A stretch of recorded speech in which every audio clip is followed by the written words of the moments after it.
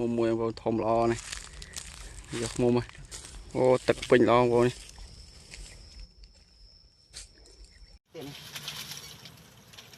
vác lại cái vác cạp tiền nó lư bằng này cùng có hai rồi tiện chứ ấy tiện vào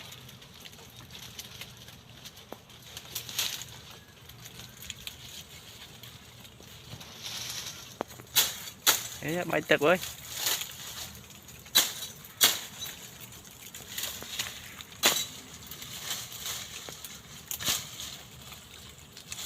tapi pala lepi ya.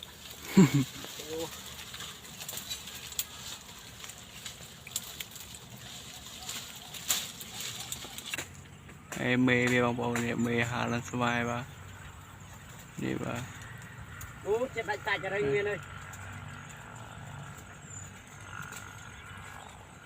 Vạt xô đi đi. 4 chạy cầm mông ba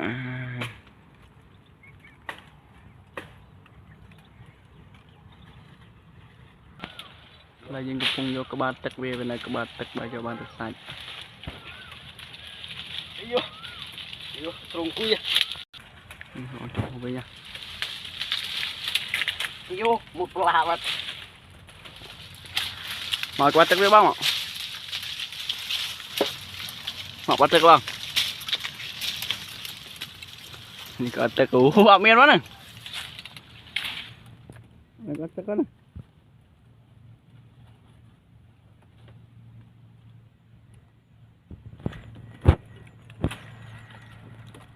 vâng Nam làm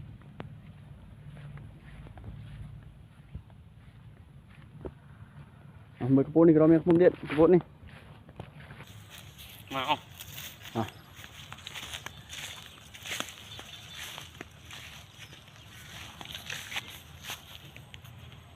mua mua vào thom lo này giọt mua mà lúc bạn làm chơi mình ngóm ô tật bình lo vô này